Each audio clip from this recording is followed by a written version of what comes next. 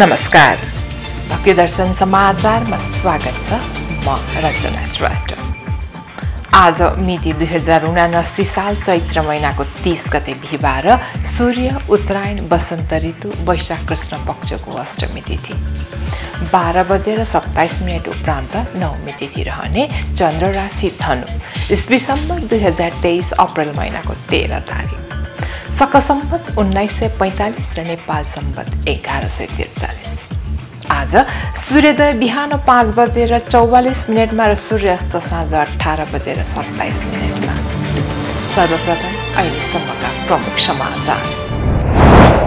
आज प्रसिद्ध बिस्केट जात्राको प्रमुख मानिने विश्व ध्वजा उठाइदै बिस्केट जात्राको प्रमुख मानिने विश्व ध्वजा सहितको 55 हात लामो लिङ्ग उठाउने परम्परा। हरेक वर्ष हुने प्रसिद्ध जात्राका अवसरमा लिङ्गो तान्त्रिक विधिपूर्वक 10 कर्म विधान गरी मसान्तको दिन उठाउने प्रचलन। लिङ्गोको कोखामा झुण्डाइएका दुई ध्वजालाई वीर ध्वजा, विश्व ध्वजा र आकाश भैरवका ध्वजा समेत भनिने। भक्तपुरको प्रसिद्ध बिस्केटको लिङ्गो जात्रा हेर्नाले सुख समृद्धि सहकाल आउनुका साथै शत्रुनाश हुन्छन् भन्ने धार्मिक मान्यता। उपत्यकाकै लामो जात्राको रूपमा रहेको रातो मचिन्द्रनाथको रथ निर्माण कार्य सुरु। रथ निर्माण सुरु भएको तेस्रो दिन अर्थात् सोमबार निर्माणाधीन रथ भत्किएपछि अनिष्ट हुने हो कि भन्ने भय, साथै रथ निर्माण कार्य समयमा नै सम्पन्न नहुने हो कि भन्ने स्थानीय चिन्तन। उपत्यकामा वर्षा नभएर अनिकाल भएको समयमा कामरू कामाक्ष गएर करुणामयलाई नेपाल ल्याइएको जनविश्वास। करुणामयको आगमनपछि प्रत्येक वर्ष भव्य रूपमा जात्रा मनाएर मचिन्द्रनाथको सम्मान गर्ने प्रचलन। 8 रात 9 दिनसम्म भव्य रूपमा मनाइने भक्तपुरको ऐतिहासिक एवं सांस्कृतिक महत्त्व बोकेको बिस्केट जात्रा गत सोमबारबाट सुरु। भैरवको रथमा भैरवनाथ र बेताल विराजमान गराई खड्ग तरवार र निशान राखेपछि विधिपूर्वक रथ तान्ने जात्रा सुरु गर्ने प्रचलन। जात्राको अवसरमा आजको दिन युखी खेलमा गुठी पूजासहित सबै प्रक्रिया पूरा गरी साँझ लिङ्गो उठाउने परम्परा। विश्व भैरवनाथको प्रतीकका रूपमा लिङ्गोमा फहराइने एक जोडी ध्वजामा साक्षात् भैरव र भद्रकाली रहेको उल्लेख। र सलहेस फुलबारीमा प्रत्येक वैशाख 1 गते नयाँ वर्षको वार्षिकी मेला लाग्ने। सलहेस फुलबारी मेला भर्न हरेक वर्ष वैशाख 1 गते लाखौं संख्यामा नेपाल र भारतका भक्तजन यहाँ आउने। यो क्षेत्र मध्य प्रदेशको धार्मिक पर्यटक स्थलका रूपमा विकास हुनुपर्ने चर्चा भए पनि त्यस रूपमा गति लिन नसकेको स्थानीय बासिन्दाको गुनासो। लहान नगरपालिका 12 र 22 नम्बर वडा स्थित 9 बिघा क्षेत्रमा फैलिएको सलहेस फुलबारी मेला भर्न हरेक वर्ष लाखौंको संख्यामा धार्मिक पर्यटकहरू यहाँ आउने।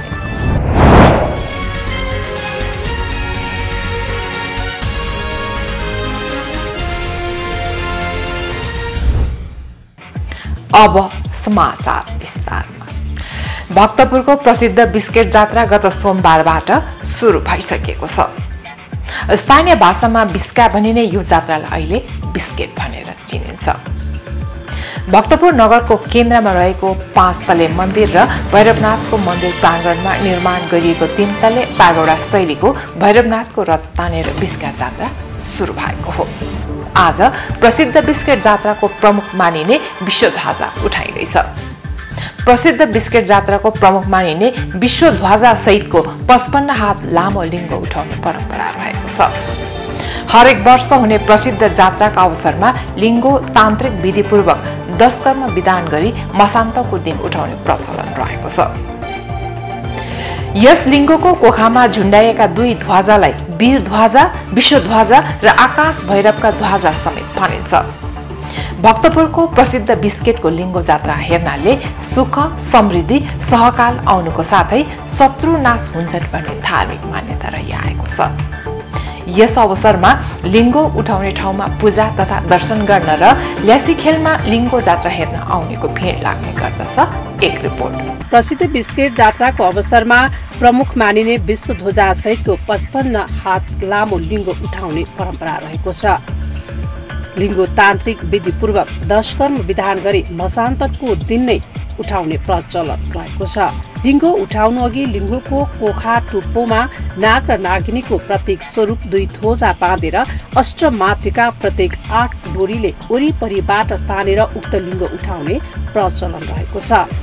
त्यही 8 डोरीले 8 कुनामा बसेर लिङ्गो उठाउने गरिन्छ।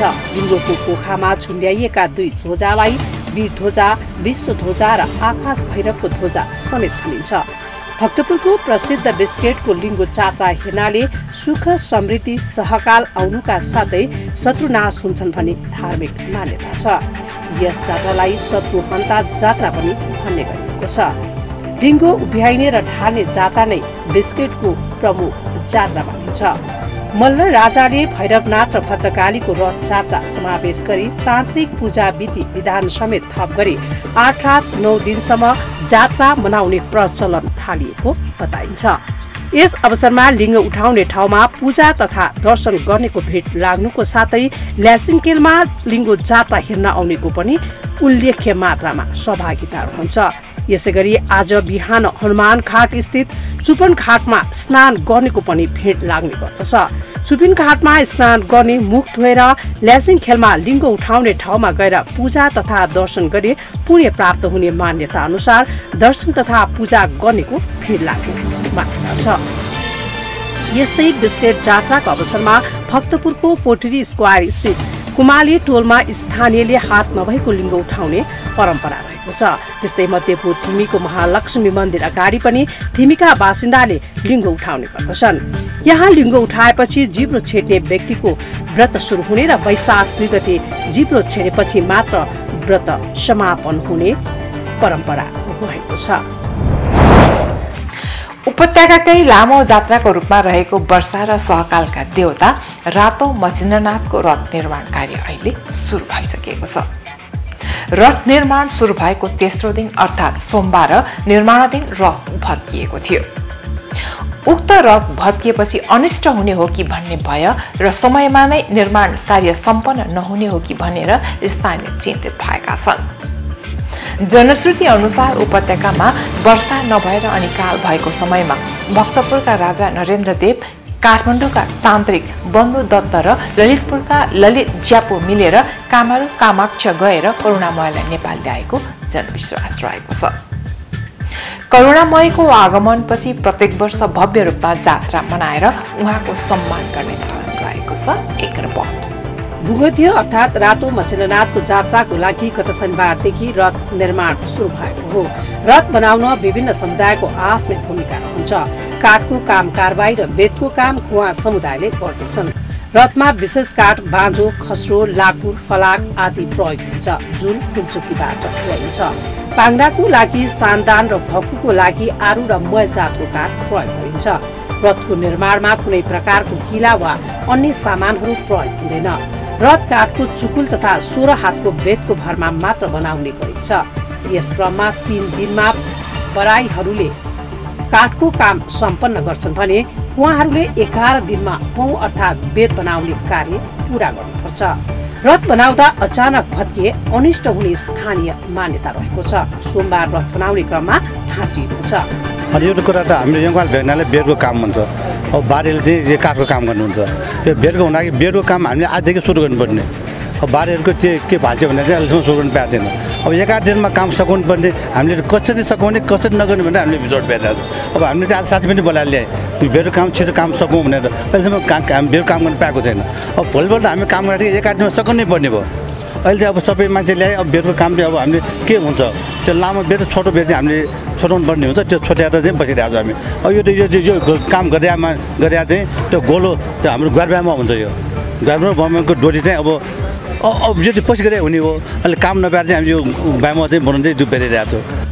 रथ निर्माणको लागि कुटी संस्थानबाट 70 लाख रुपियाँ विनियोजन भए पनि यस वर्ष नयाँ काठ ल्याउनु पर्दा लागत बढ्ने अनुमान गरिएको छ। पूर्वदेखिको चाहिँ चलाउनलाई गाह्रो पनि हुँदै गइसकेको छ। काठहरू समयमा नपाउने, तिनीहरूलाई चाहिँ ठाउँमा नपाउने, कोअर्डिनेसन गर्न गाह्रो। हामीलाई चाहिँ सम्बन्धित सरकारहरूले चाहिँ ओहो यो धार्मिक कार्य हुनाले चाहिँ हामीले गर्नुपर्छ भन्ने यो मेसेज जान जरुरी छ कि यसलाई जसरी नै हामीले गरिदिनुपर्छ। नेपाल सरकारको जुन सरकारवालाहरू हुनुहुन्छ नि उहाँहरूको यसमा चाहिँ सहयोग हुने अपेक्षा राख्दछु मैले। जनश्रुति अनुसार उपत्यकामा वर्षा नभएर अनिकाल भएको समयमा भक्तपुरका राजा नरेन्द्रदेव, काठमाडौँका तान्त्रिक बन्धु दत्त र ललितपुरका ललित च्याकु मिलेर कामारू कामाक्षी गएर करुणामयलाई नेपाल ल्याएको जनविश्वास छ।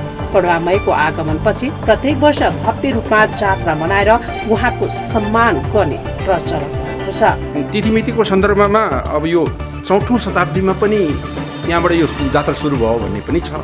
कोही कोही विद्वानहरूले होइन 5औं भन्ने पनि छ, 6औं भन्ने पनि छ, 7औं भन्ने पनि छ। अब यसमा एकरूपता अझ कुन चाहिँ सत्य हो भन्ने कुरा यसो हेर्दाखेरि अब नरेन्द्रदेवको उपस्थितिकाल नियर अबाउट 5 सेन्चुरी हुनुपर्छ जस्तो लाग्छ। अब त्यो यहाँ ल्याइसकेपछि त्यो जात्रा गर्ने परम्परा बन्धुदत्त बजाचार्यको सुझावमा हाम्रो नरेन्द्रदेवले चाहिँ यो बुङ्गमतीमा चाहिँ करुणामयको जात्रा चलाएको भन्ने कुरा यसरी इतिहासमा देखिन्छ। रातो मच्छिन्द्रनाथको खट हिरण्यवर्ण महाविहारमा रहेको स्वयम्भू महाचैत्यको मन्दिरको खटको नाप अनुसार बनाउने चलन छ। भन्दाखेरि 32 हात भन्दाखेरि हाम्रो 32 लक्षणले युक्त गर्नुपर्ने कुराहरू हो होइन। अब हामी पानीजु हामी पुजारी पनि 31 जवान पुजारी मच्छिन्द्रनाथ समेत 32 हो, 32 हुन्छ।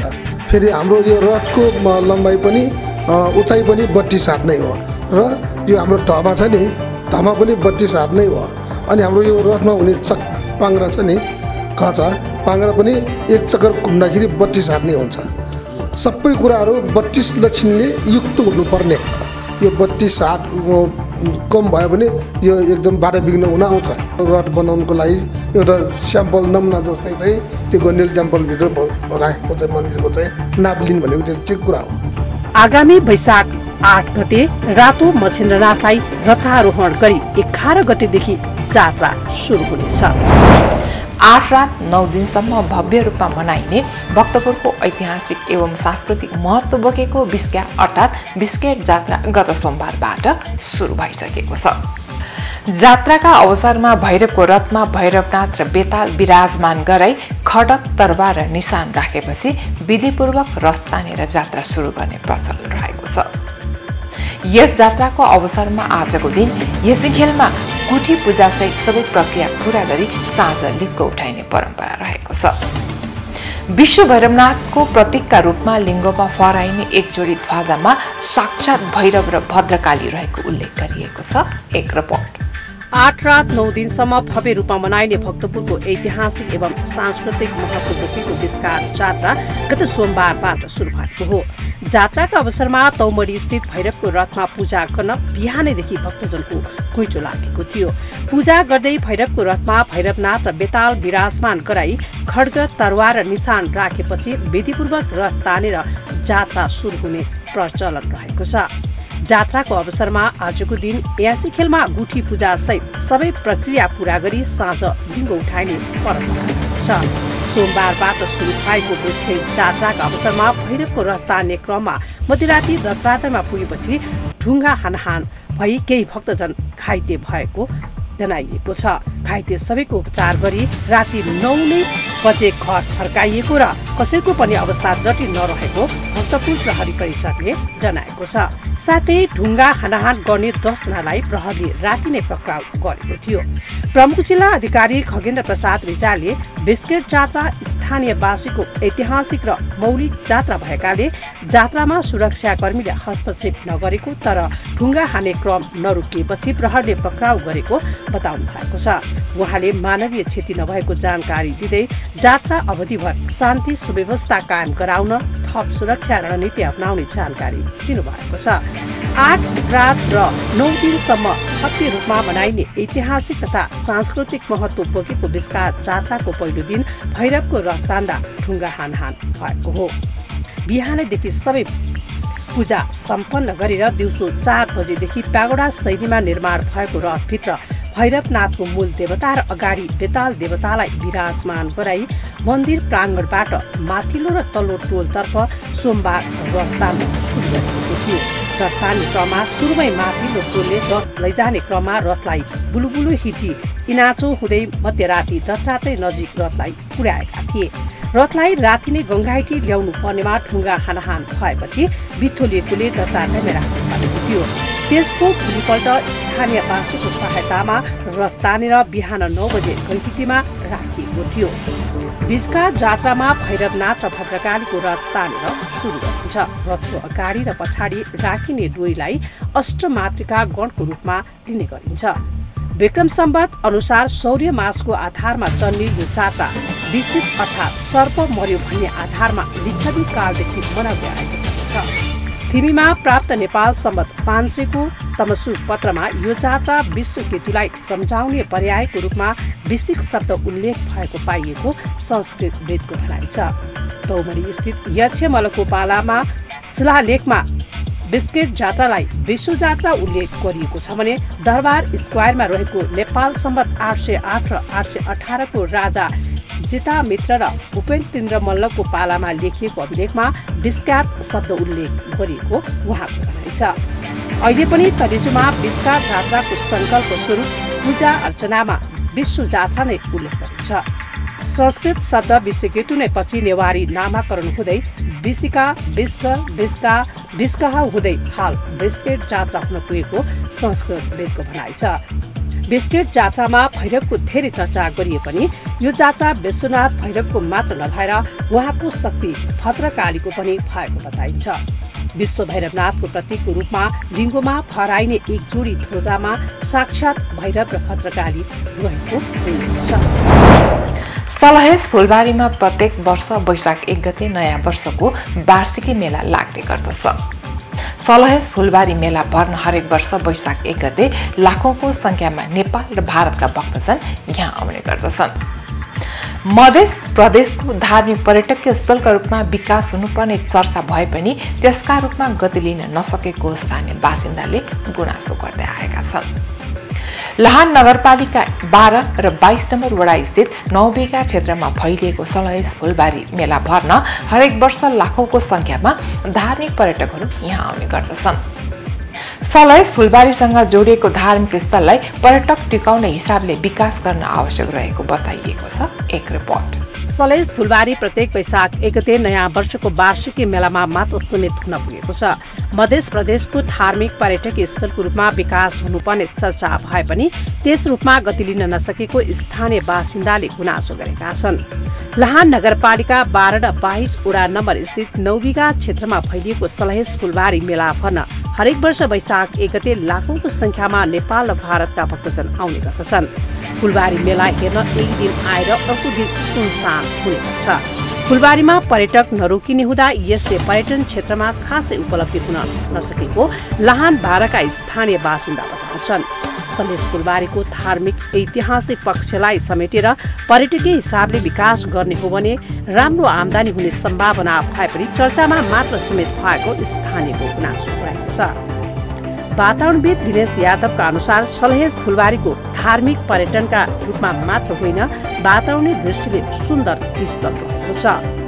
पारिस्थितिकीय प्रणाली अनुसार सिमसार क्षेत्रभित्र हारम जातको ठूलो वृक्षदेखि सानो वृक्ष लगायत दर्दमेदा र पुत्रजीव लगायत महत्वपूर्ण औषधीय गुण भएका वनस्पतिको भण्डार नै रहेको सलहेस फुलबारीमा अहिलेसम्म विभिन्न समयमा पटकीय अनुसन्धान गर्ने विज्ञहरू आए पनि ठोस योजना ल्याउन नसकेको बताइन्छ। सलहेससँग जोडिएको लहान 24 स्थित मानिकदह, लहान 18 स्थित पकडयार्ड, लहान 20 स्थित ब्रह्मथान, लक्ष्मीपुर पतारी गाउँपालिका रहेको पतारी पोखरी र सिराहा नगरपालिका स्थित सलहेसको जन्मस्थल मैसोथालाई जोडेर सलहेस सर्किट योजना अन्तर्गत निर्माण भएको सडकको कार्य पनि द्रुत गतिमा नभएको बताइएको छ। सलहेससँग जोडिएका यी धार्मिक स्थलमा पर्यटक 2-4 दिन बस्न सक्ने धर्मशाला, सलहेससँग जोडिएका मूर्ति र अन्य मनोरञ्जनात्मक पार्क तथा बगैँचाको निर्माण हुन आवश्यक रहेको प्रदेशसभा सदस्य राजेन्द्र प्रसाद चौधरीले बताउनु भएको छ। सलहेस फुलबारीसँग जोडिएको धार्मिक स्थललाई पर्यटक टिकाउने हिसाबले विकास गर्न आवश्यक रहेको बताइएको छ। यसका लागि प्रदेश सरकार समक्ष आग्रह समेत गरिएको बताइएको छ। अहिले हामी भक्ति दर्शन समाचारको अन्त्यमा आइसकेका छौं। जाँदा जाँदै प्रमुख समाचार पुनः एकपटक। आज प्रसिद्ध बिस्केट जात्राको प्रमुख मानिने विश्व ध्वजा उठाइदै बिस्केट जात्राको प्रमुख मानिने विश्व ध्वजा सहितको 55 हात लामो लिङ्ग उठाउने परम्परा। हरेक वर्ष हुने प्रसिद्ध जात्राका अवसरमा लिङ्गो तान्त्रिक विधिपूर्वक 10 कर्म विधान गरी मसान्तको दिन उठाउने प्रचलन। लिङ्गोको कोखामा झुण्डाइएका 2 ध्वजालाई वीर ध्वजा, विश्व ध्वजा र आकाश भैरवका ध्वजा समेत भनिने। भक्तपुरको प्रसिद्ध बिस्केटको लिङ्गो जात्रा हेर्नाले सुख समृद्धि सहकाल आउनुका साथै शत्रुनाश हुन्छन् भन्ने धार्मिक मान्यता। उपत्यकाकै लामो जात्राको रूपमा रहेको रातो मचिन्द्रनाथको रथ निर्माण कार्य सुरु। रथ निर्माण सुरु भएको तेस्रो दिन अर्थात् सोमबार निर्माणाधीन रथ भत्किएपछि अनिष्ट हुने हो कि भन्ने भय, साथै रथ निर्माण कार्य समयमा नै सम्पन्न नहुने हो कि भन्ने स्थानीय चिन्तन। उपत्यकामा वर्षा नभएर अनिकाल भएको समयमा कामरू कामाक्ष गएर करुणामयलाई नेपाल ल्याइएको जनविश्वास। करुणामयको आगमनपछि प्रत्येक वर्ष भव्य रूपमा जात्रा मनाएर मचिन्द्रनाथको सम्मान गर्ने प्रचलन। 8 रात 9 दिनसम्म भव्य रूपमा मनाइने भक्तपुरको ऐतिहासिक एवं सांस्कृतिक महत्त्व बोकेको बिस्केट जात्रा गत सोमबारबाट सुरु। भैरवको रथमा भैरवनाथ र बेताल विराजमान गराई खड्ग तरवार र निशान राखेपछि विधिपूर्वक रथ तान्ने जात्रा सुरु गर्ने प्रचलन। जात्राको अवसरमा आजको दिन युखी खेलमा गुठी पूजासहित सबै प्रक्रिया पूरा गरी साँझ लिङ्गो उठाउने परम्परा। विश्व भैरवनाथको प्रतीकका रूपमा लिङ्गोमा फहराइने एक जोडी ध्वजामा साक्षात भैरव र भद्रकाली रहेको उल्लेख। र सलहेस फुलबारीमा प्रत्येक वैशाख 1 गते नयाँ वर्षको वार्षिकी मेला लाग्ने। सलहेस फुलबारी मेला भर्न हरेक वर्ष वैशाख 1 गते लाखौं संख्यामा नेपाल र भारतका भक्तजन यहाँ आउने। यो क्षेत्र मध्य प्रदेशको धार्मिक पर्यटकीय स्थलका रूपमा विकास हुनुपर्ने चर्चा भए पनि त्यस रूपमा गति लिन नसकेको स्थानीय बासिन्दाको गुनासो। लहान नगरपालिका 12 र 22 नम्बर वडा स्थित 9 बिघा क्षेत्रमा फैलिएको सलहेस फुलबारी मेला भर्न हरेक वर्ष लाखौंको संख्यामा धार्मिक पर्यटकहरू यहाँ आउने। अहिलेलाई भक्ति दर्शन समाचार यति नै। सामाजिक सञ्जाल मार्फत हामीसँग जोडिनका लागि फेसबुक तथा ट्विटरमा लाइक तथा फलो गर्न सक्नुहुनेछ भने युट्युब मार्फत पनि हामीलाई प्रत्यक्ष हेर्न सक्नुहुनेछ। त्यस्तै कुनै सल्लाह सुझाव तथा प्रतिक्रिया भएमा bhaktidarshan@emountaintv.com मा हामीलाई पत्रचार गर्न सक्नुहुनेछ। धर्म, संस्कृति र संस्कारको संवाहक भक्ति दर्शन टेलिभिजन HD हेर्दै रहनुहोला। नमस्कार।